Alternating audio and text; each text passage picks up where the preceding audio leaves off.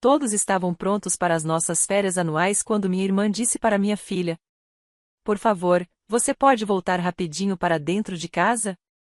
Eu esqueci uma coisa. E foi aí que eles simplesmente a deixaram para trás.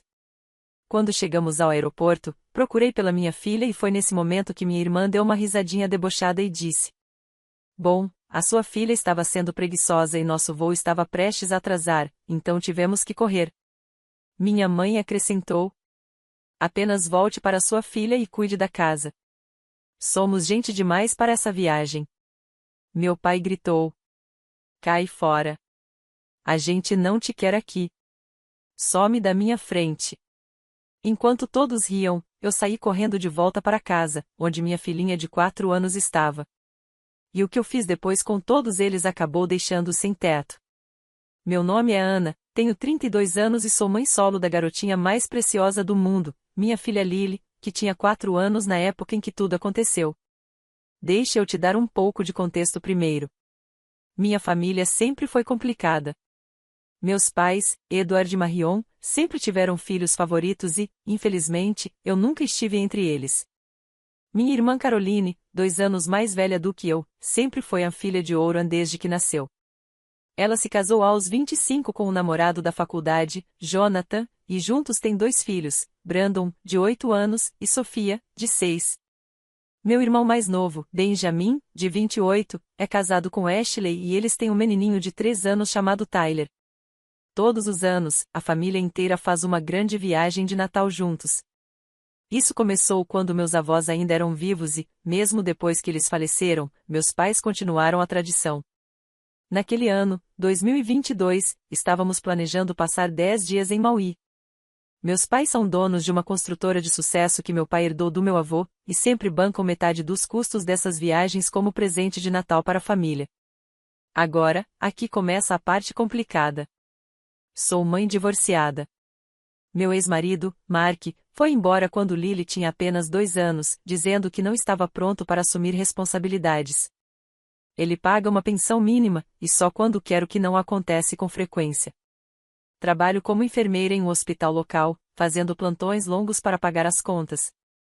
Por causa da minha situação, sempre me senti como a ovelha negra da família. Meus pais vivem soltando comentários maldosos sobre minhas más escolhas e como eu deveria ter me esforçado mais para manter meu casamento. Caroline, por outro lado, vive numa bolha suburbana perfeita, com o marido perfeito e os filhos perfeitos. É dona de casa, passa os dias postando fotos no Instagram da casa impecável e das conquistas das crianças.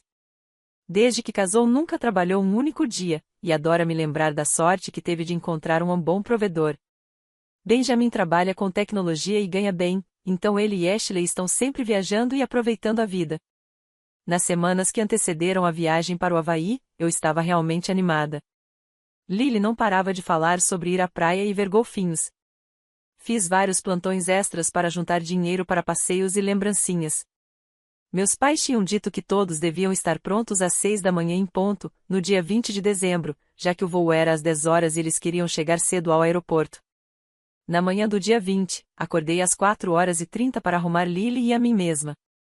Ela estava tão empolgada, pulando pela casa com um vestidinho tropical cheio de coqueiros, abraçada ao golfinho de pelúcia favorito. As malas já estavam prontas perto da porta, e às 5h45 estávamos vestidas e esperando. Exatamente às 6 horas ouvi os carros chegando na minha garagem. Eu morava em uma casinha simples de 2 quartos, alugada. Nada de luxo, mas era o nosso lar. Meus pais tinham alugado uma van grande para levar todos ao aeroporto, e Benjamin também iria no SUV dele, já que éramos 9 pessoas ao todo, meus pais, Caroline e a família dela de 4 pessoas, Benjamin com a família de 3, e Lily e eu. Anda logo, lesma! Gritou Caroline ao descer do SUV de Benjamin. Precisamos ir. Peguei as malas e a mão de Lily. Já estamos prontas. Respondi, sentindo um friozinho de animação no estômago. Lily mal conseguia se conter de tanta alegria ao meu lado. Quando chegamos perto dos carros, vi que todos já estavam acomodados. Os filhos de Caroline estavam no banco de trás do SUV de Benjamin, e meus pais estavam nos bancos da frente da van, com Tyler na cadeirinha. Jonathan estava no volante da van. Lily, querida, entra na van com a vovó e o vovô Pedi, abrindo a porta lateral. Mas, antes que Lily se mexesse, Caroline estalou os dedos. Nossa, como eu sou esquecida! Lily, querida, você poderia voltar rapidinho para dentro da casa? Acho que deixei meu carregador de celular no balcão da cozinha da sua mãe quando usei o banheiro mais cedo. Franzi a testa. Quando você usou nosso banheiro? Você acabou de chegar. Caroline fez um gesto com a mão, como se não fosse nada. Passei mais cedo para pegar uma coisa com a mamãe. Só manda Lily rapidinho, já estamos atrasados. Lily me olhou com aqueles olhões castanhos. Mamãe, eu vou pegar. Eu vou lá, respondi, começando a andar em direção à casa. Não, não, Caroline interrompeu rapidamente. Você já está cheia de malas e tralhas. A Lily pode só correr rapidinho. Vai levar 2 segundos. Algo me pareceu estranho, mas não consegui identificar exatamente o que. Lily já corria em direção à casa, suas perninhas se movendo o mais rápido que podiam. Vou ser super rápida, mamãe. Ela gritou por cima do ombro. Eu a observei alcançar a porta da frente e lutar com as mãozinhas para girar a maçaneta. Ela era tão independente e sempre queria ajudar. Quando desapareceu dentro de casa, voltei minha atenção para os carros. Todos já estavam acomodados. Meu pai chamou do banco do passageiro da van. Só estamos esperando a Lily, respondi, colocando nossas malas no porta-malas. Foi então que tudo aconteceu tão rápido que mal consegui processar. Jonathan ligou o motor da van de repente, e Benjamin fez o mesmo com o SUV. Espera, o que vocês estão fazendo? Perguntei, confusa. A Lily ainda não voltou. Caroline já estava subindo no SUV de Benjamin. Daqui a pouco a gente dá a volta para pegá-la. É só para esquentar os carros. Mas, em vez de apenas esquentar, os 2 veículos começaram a descer pela minha garagem. Ei, esperem! Gritei, correndo atrás deles. A Lily ainda está dentro de casa. Os veículos não pararam. Pelo contrário, ganharam velocidade ao chegar na rua. Eu fiquei parada na entrada de casa, com o coração disparado, assistindo minha família inteira ir embora sem a minha filha. Por um momento, achei que fosse uma espécie de piada, que eles dariam a volta no quarteirão e voltariam rindo, dizendo que me enganaram. Mas os minutos se passaram, e ninguém voltou. Meu celular vibrou. Uma mensagem de Caroline, a caminho do aeroporto. A Lily estava demorando muito e íamos perder o check-in. Liguei para ela imediatamente, as mãos tremendo. Caiu direto na caixa postal. Tentei ligar para meus pais. Caixa postal. Para Benjamin. Caixa postal. Todos tinham desligado os celulares. Nesse momento, Lily saiu correndo de casa com o carregador de celular na mãozinha. Mamãe, achei. Onde todo mundo foi? Olhei para minha filha de 4 anos, parada ali com o vestidinho alegre de férias, segurando um carregador que agora eu tinha certeza que Caroline nunca tinha esquecido. Senti algo se partir dentro de mim. Eles precisaram ir, meu amor, consegui dizer, tentando manter a voz firme. Mas e o nosso avião? E a praia? Os lábios de Lily começaram a tremer. Ajoelhei e a puxei para os meus braços. Eu não sei, querida, eu não sei.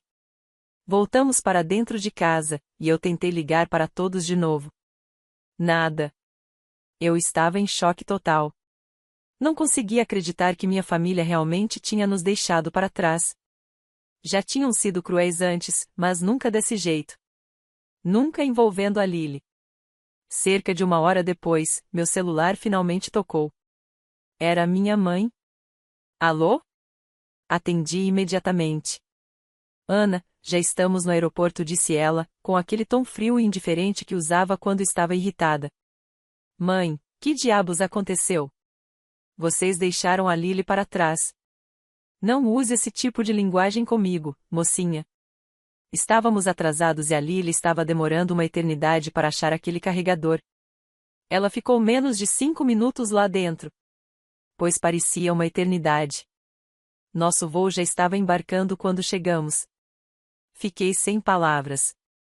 Então vocês simplesmente a deixaram? Você pode trazê-la no ano que vem.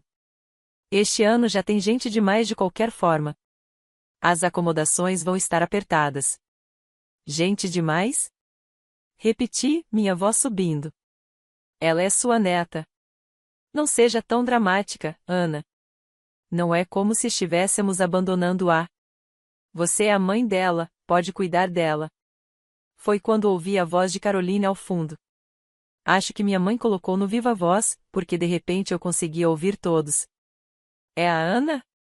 Caroline perguntou, e dava para sentir o revirar de olhos pelo tom.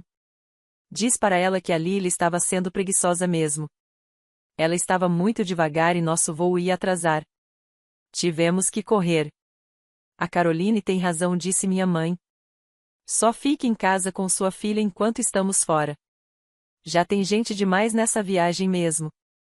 Então a voz do meu pai explodiu pelo telefone. Cai fora, Ana. Não te queremos aqui. Some da minha frente.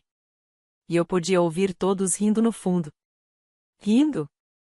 Minhas mãos tremiam tanto que quase deixei o celular cair. Vocês estão falando sério agora? Vocês estão mesmo falando sério? Tenha um ótimo Natal. Disse Caroline em um tom cantado e debochado. Quem sabe no ano que vem você ensina a Lily a ser mais rápida. A ligação caiu.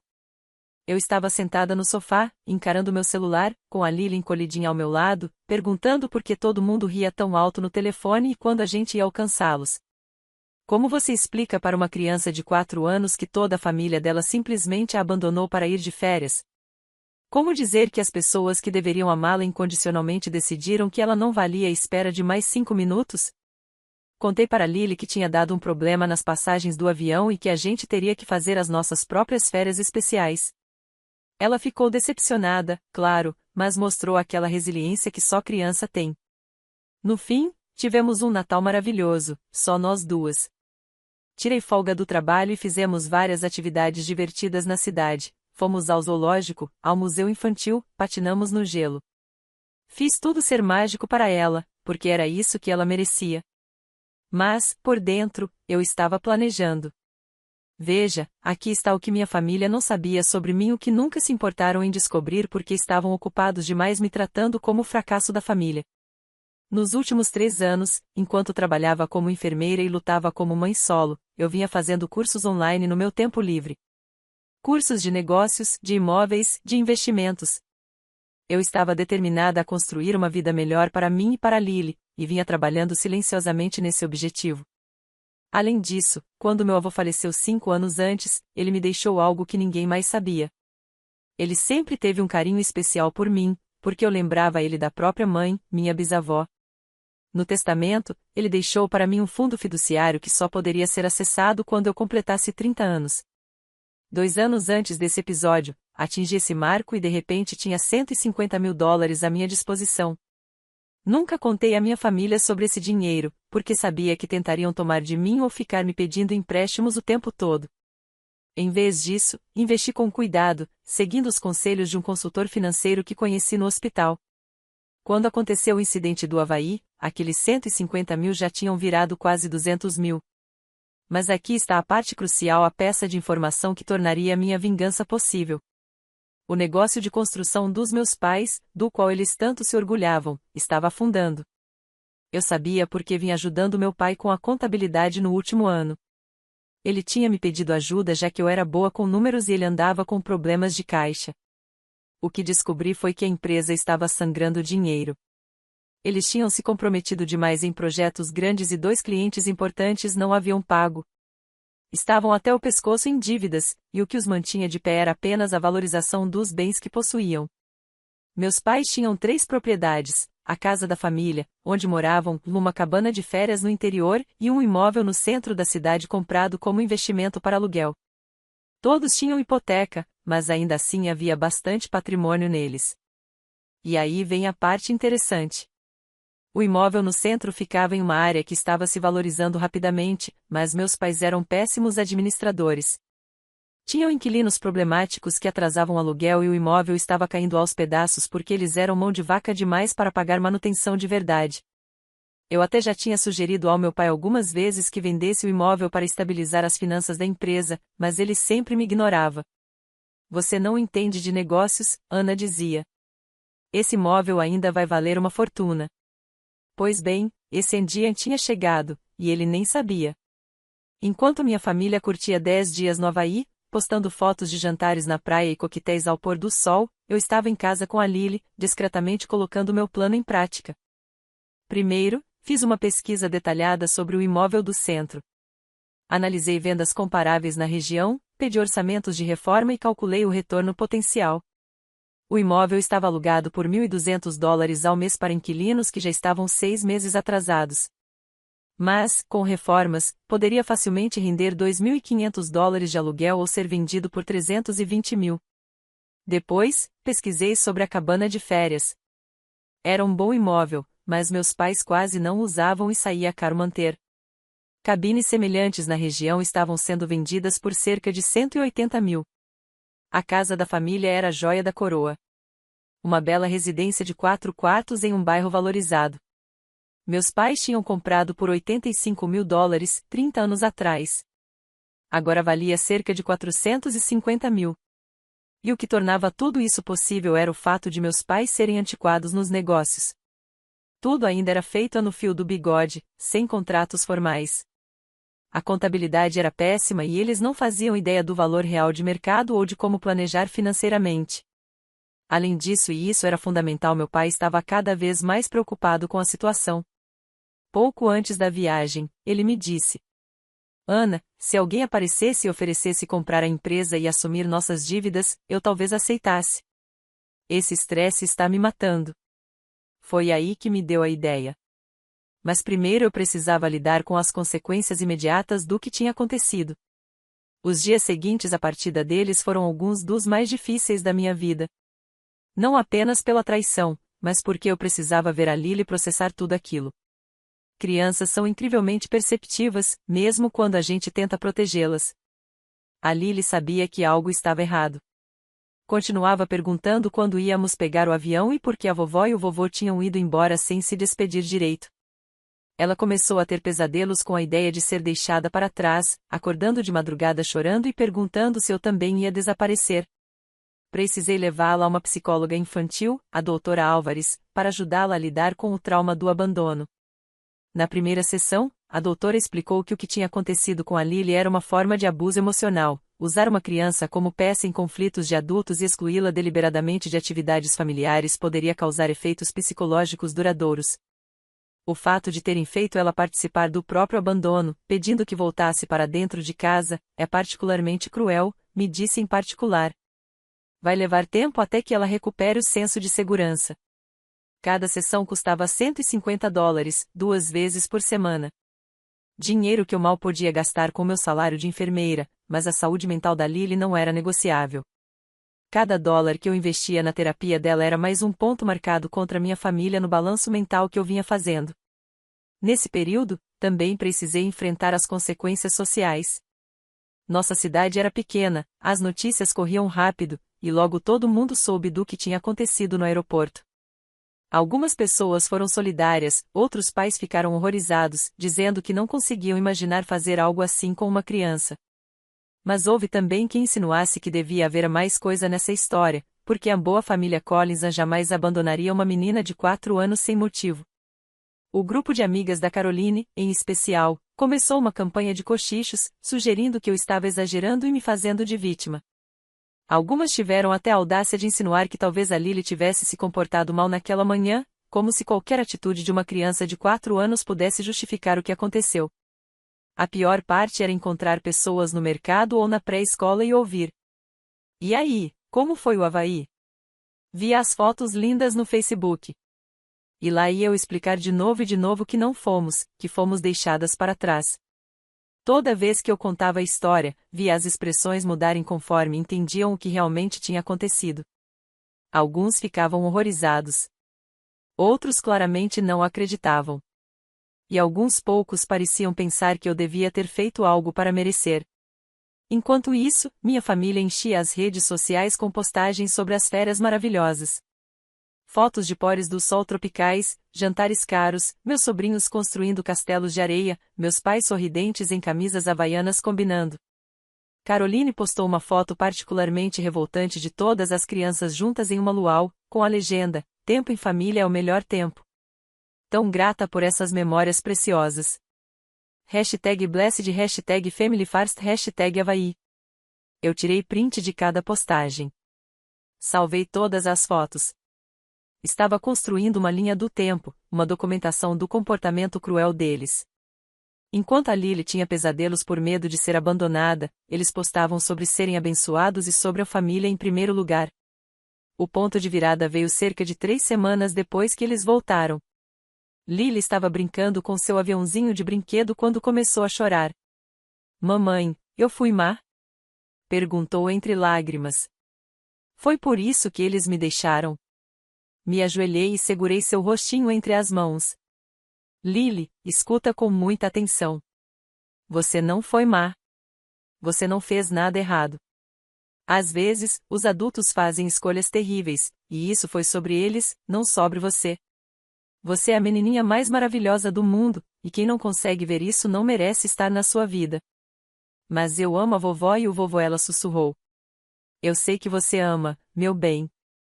E está tudo bem. Você pode amá-los e ainda assim ficar magoada com o que fizeram. Mas eu prometo, nunca vou deixar ninguém te tratar assim de novo."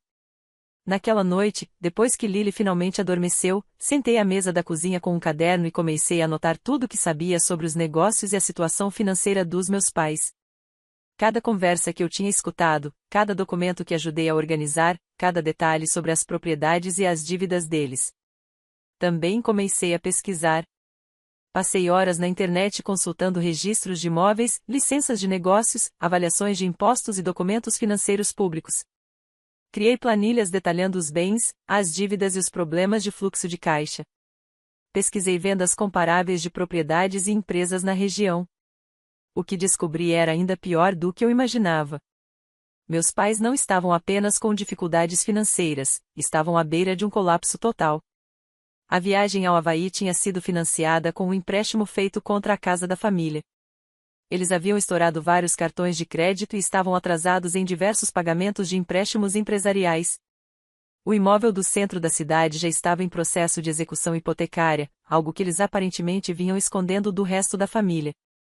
Eles viviam totalmente acima das possibilidades, mantendo as aparências enquanto tudo desmoronava nos bastidores. As férias luxuosas, as roupas de grife da Caroline, as idas constantes a restaurantes, tudo financiado por dívidas que eles não tinham a menor condição de pagar. Também descobri outra coisa interessante. No testamento do meu avô havia uma cláusula dizendo que, se algum de seus filhos ou netos estivesse em sérias dificuldades financeiras, o fundo fiduciário que ele me deixou poderia ser usado para preservar o legado da família. A redação era vaga, mas me dava respaldo legal para o que eu planejava fazer. Quando minha família finalmente voltou do Havaí, bronzeada e aparentemente alheia à tempestade que estava prestes a enfrentar, eu já estava pronta. Passei aqueles 10 dias não apenas montando minha estratégia de negócios, mas também documentando cada coisa que eles tinham feito. Eu tinha prints de todas as postagens nas redes sociais mostrando como se divertiam enquanto a Lily estava traumatizada. Eu tinha cópias das contas da terapia. Tinha os desenhos da Lily daquela época, desenhos de aviãozinhos voando embora, dela mesma chorando em forma de bonequinho, enquanto os outros estavam felizes e sorrindo. Também comecei a buscar informações de outras fontes.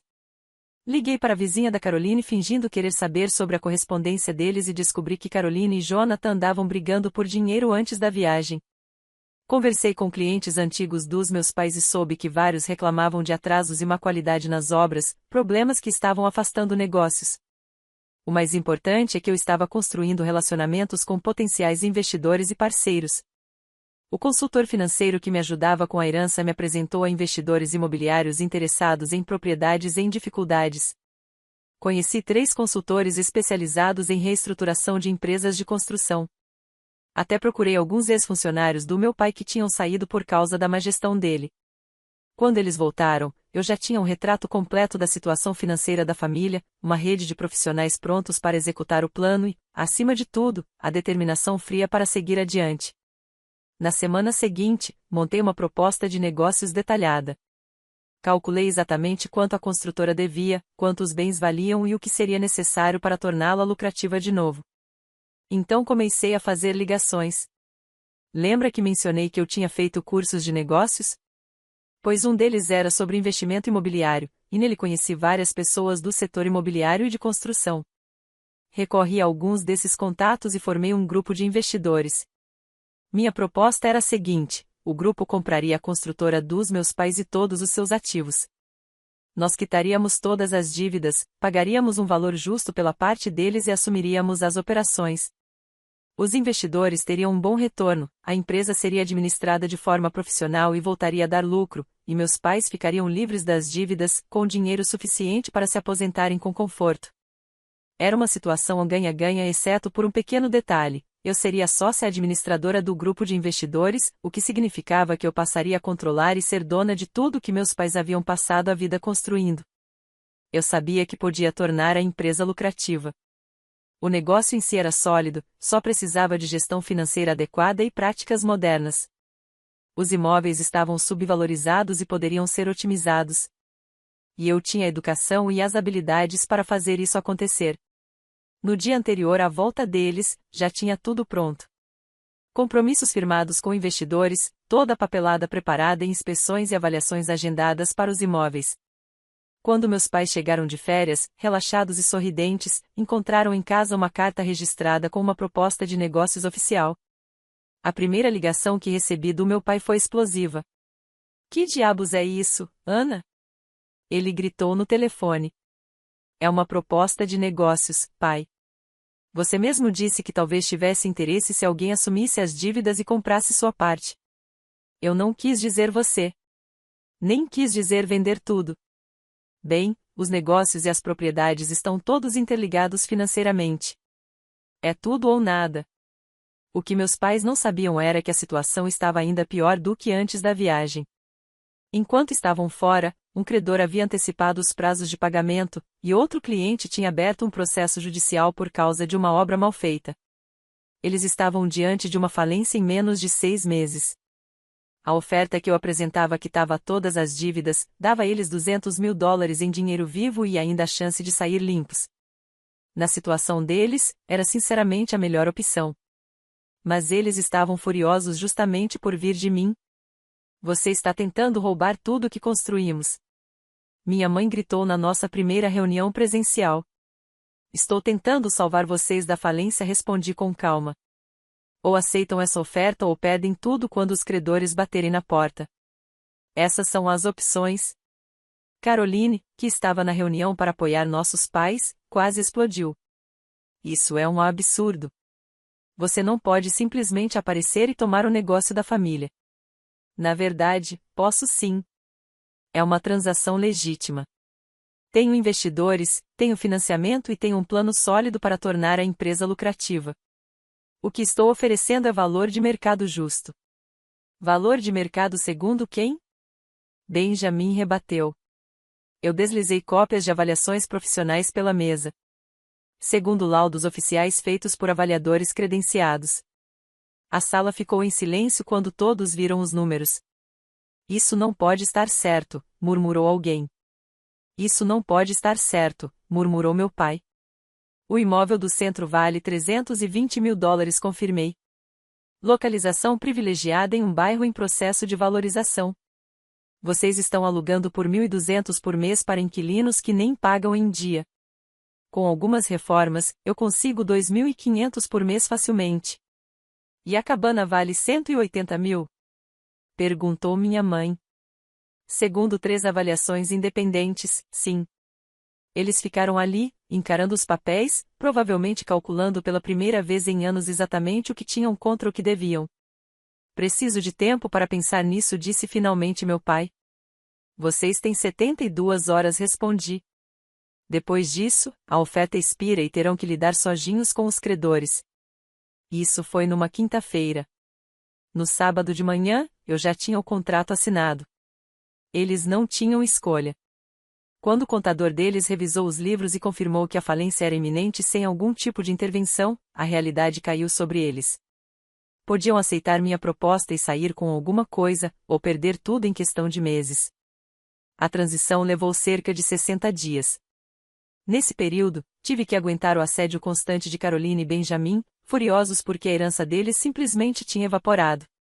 Eles queriam saber de qualquer jeito de onde eu tinha conseguido dinheiro para o grupo de investidores. Convencidos de que eu estava enganando todo mundo, nunca souberam do fundo deixado pelo vovô.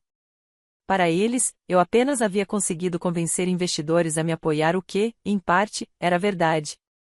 Em março, eu já era dona e controlava tudo que meus pais haviam construído em 30 anos, a construtora, os 2 imóveis de investimento e até a casa da família, que comprei como parte do pacote. Mas eu não estava satisfeita. Lembra que tudo começou porque minha família abandonou minha filha de 4 anos e ainda riu disso? A aquisição da empresa era só a fase 1.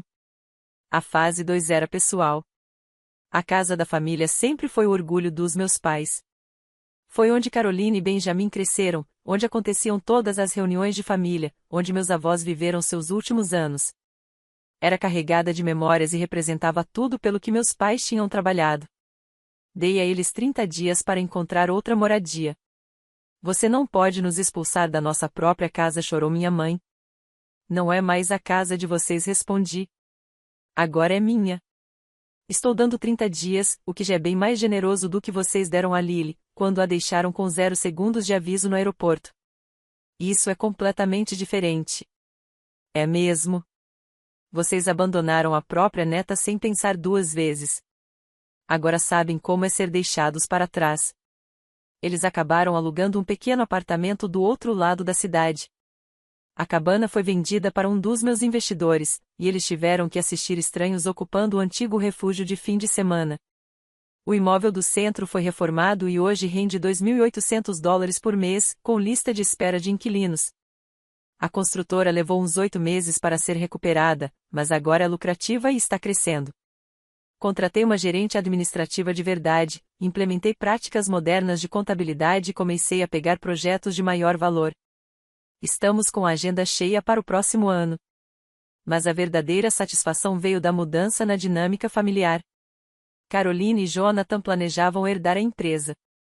Esse era o plano financeiro de longo prazo deles, a estratégia de aposentadoria, o fundo para a faculdade dos filhos. Quando assumi tudo, a segurança deles desapareceu da noite para o dia. Viviam acima das posses, contando com uma herança que deixou de existir. Em menos de 1 ano, tiveram que vender a casa e se mudar para um lugar menor. Caroline até precisou arrumar um emprego pela primeira vez na vida adulta. Benjamin e Ashley também sentiram o golpe. Esperavam herdar a cabana para transformá-la em imóvel de renda. Em vez disso, viram-na ser vendida para estranhos. A tradição das férias de Natal em família acabou de vez. Meus pais já não tinham como bancar as viagens, e a mudança no equilíbrio familiar tornou impossível manter as velhas tradições. E sabe o que mais doeu neles? Eu estava prosperando justamente nas coisas que sempre disseram que eu era incompetente para lidar. A construtora, que meu pai jurava que eu não entendia, cresceu 40% no primeiro ano sob minha gestão. Os investimentos imobiliários, que diziam ser complicados demais para mim, eu otimizei e dobrei a renda de aluguel. As finanças da família, que supostamente eu era irresponsável demais para administrar, eu transformei de uma empresa falida em um negócio próspero. Cada conquista era uma vingança por todos os anos em que me trataram como o fracasso da família. Mas a vingança mais doce foi bem mais simples do que toda a manobra empresarial. Lily e eu começamos a fazer nossas próprias viagens de férias. Viagens grandes, elaboradas, para os lugares que ela queria conhecer. Fomos para Disney, para o Havaí, sim, o Havaí, para um rancho no Colorado, para Nova York assistir a musicais da Broadway. Eu fazia questão de postar fotos dessas viagens nas redes sociais, sabendo que minha família veria. Lily sorrindo em uma praia em Maui, usando um colar de flores e segurando uma bebida tropical. Sem álcool, obviamente. Lily conhecendo o Mickey na Disney. Lily cavalgando no Colorado. Todas as experiências que haviam negado a ela, todas as memórias que tinham roubado, eu garanti em dobro. E sabe o que realmente torceu a faca? Eu podia pagar por essas viagens com facilidade agora. A empresa estava gerando mais do que renda suficiente. Meus investimentos iam bem, e eu tinha quitado minhas dívidas. Lily e eu estávamos financeiramente seguras de uma forma que eu jamais imaginei ser possível. Enquanto isso, Caroline começou a me pedir empréstimos. A mesma irmã que riu quando minha filha foi deixada para trás, que a chamou de preguiçosa, agora ligava a cada poucos meses pedindo ajuda para pagar contas. Eu sempre dizia não. Desculpa, Caroline, mas estou ocupada demais cuidando da Lily para lidar com seus problemas financeiros. Talvez você devesse ter pensado nisso antes de abandoná-la no aeroporto. No primeiro Natal depois que tudo se resolveu, recebi uma ligação da minha mãe. Ana, querida, precisamos conversar sobre os planos de Natal. Onde todos vão se reunir este ano? Não sei, respondi. Lily e eu vamos estar na Suíça. Vamos fazer um tour pelos mercados de Natal. Suíça? Mas e o Natal em família? O que tem? Bem, nós sempre passamos o Natal juntos, em família. Passamos mesmo? Porque eu me lembro do Natal passado, quando vocês passaram juntos no Havaí enquanto Lily e eu fomos deixadas em casa. Isso não. Isso foi diferente. Diferente como? Silêncio. Olha, mãe, vocês deixaram bem claro no ano passado que Lily e eu não fazemos realmente parte dessa família. Então criamos nossas próprias tradições. Mas nós somos sua família. Família não abandona uma criança de 4 anos no aeroporto. Família não ri disso depois. Vocês me mostraram exatamente que tipo de família são, e eu aprendi a lição. A empresa continuava prosperando. A notícia da reviravolta correu no setor de construção local, e comecei a receber ligações de outras empresas em dificuldade pedindo consultoria. Acabei abrindo um negócio paralelo ajudando construtoras familiares a modernizarem sua gestão financeira e operacional. Lily, agora com 6 anos, ainda tinha um pouco de ansiedade de ser deixada para trás, mas sua terapeuta dizia que ela estava progredindo muito bem. Ela sabia que os avós moravam agora em um pequeno apartamento, em vez da grande casa, e que não os víamos com frequência, mas se adaptou. Crianças são resilientes. Às vezes ainda pergunta por que nossa família é diferente agora, mas ela se lembra de todas as viagens incríveis que fizemos juntas. Tem álbuns cheios de aventuras e experiências que até adultos invejariam. Cerca de 6 meses atrás, fui procurada por uma revista de negócios local que queria fazer uma matéria sobre empreendedoras de sucesso na indústria da construção. O artigo saiu com uma foto enorme minha em um canteiro de obras, usando capacete e colete de segurança, com a manchete, de mãe solteira empresária, como Ana Collins construiu um império. Fiz questão de mandar cópias para toda a minha família. Caroline me ligou depois que o artigo saiu, chorando. Ana, me desculpa. Sinto muito pelo que aconteceu no aeroporto. Nós estávamos errados. Foi cruel e estúpido, e eu me arrependo todos os dias. Mesmo? Perguntei. Sim. Sei que provavelmente você não acredita, mas é verdade. Penso na Lily e no quanto ela deve ter sofrido, e me sinto péssima. Então por que não se desculpou há 2 anos? Eu não sei. Orgulho, talvez. Achei que você estava sendo dramática, que superaria isso com o tempo. Superar o abandono da minha filha pela própria família? Parece muito pior quando você coloca assim.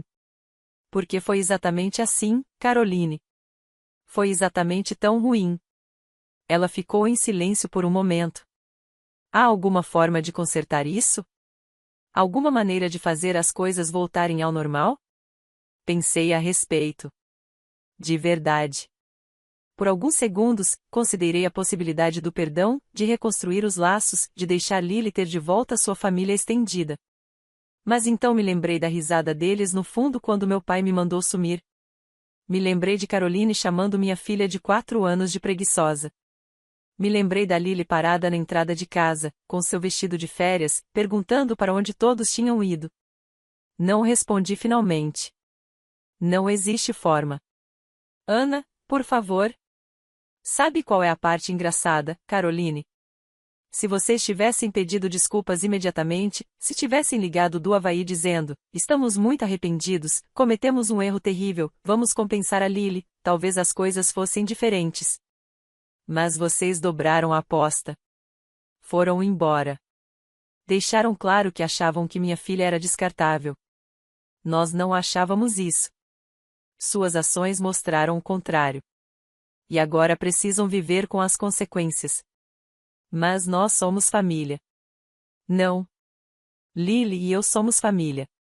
Vocês são apenas pessoas que eu costumava conhecer. Desliguei o telefone. Essa foi a última vez que alguém tentou se reconciliar. Hoje em dia, minha vida está ótima. Os negócios vão tão bem que já estou considerando expandir para o setor de desenvolvimento comercial. Lily está se saindo maravilhosamente na escola e começou a ter aulas de piano, que ela adora. Temos um círculo próximo de amigos que se parece muito mais com família do que meus parentes biológicos jamais foram. Comprei para nós uma casa linda no melhor bairro da cidade, coincidentemente, a apenas algumas quadras de onde meus pais moravam. Lily tem o próprio quarto com tema de princesa, um quintal com balanço e uma sala de brinquedos maior do que nosso antigo apartamento inteiro. Às vezes passo de carro pela antiga casa dos meus pais, que ainda é minha, mas agora está alugada para uma família jovem e adorável. Os novos inquilinos têm filhos da idade da Lily, e eu os vejo brincando no mesmo quintal que antes era o orgulho dos meus pais. A vida segue.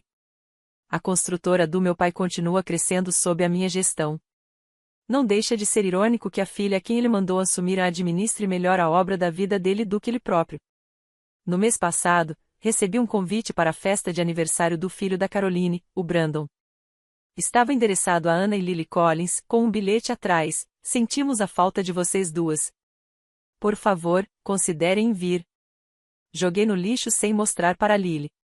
Algumas pontes, quando queimadas, não podem ser reconstruídas. Algumas traições são fundamentais demais, cruéis demais, reveladoras demais do verdadeiro caráter de alguém para serem perdoadas. Minha família me mostrou quem realmente era naquela manhã de dezembro no aeroporto.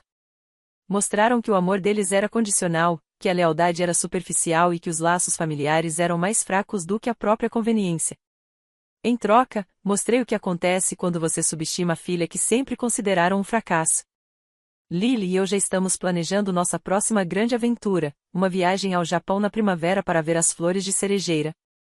Ela vem aprendendo sobre a cultura japonesa na escola e está fascinada por tudo do sushi ao anime. Ontem, enquanto eu reservava as passagens, Lily olhou para a tela do computador e perguntou: Mamãe, a vovó e o vovô vão com a gente para o Japão? Não, meu amor, respondi. Vai ser só eu e você. Tudo bem, disse ela, voltando a se concentrar no livro de colorir. A gente se diverte mais juntas mesmo. E sabe de uma coisa? Ela tem toda a razão.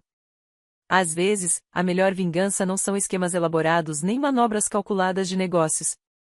Às vezes, a melhor vingança é simplesmente viver bem, amar profundamente e construir uma vida tão plena e feliz que as pessoas que tentaram te derrubar se tornam irrelevantes. Minha família achou que estava me dando uma lição quando abandonou Lily naquele aeroporto.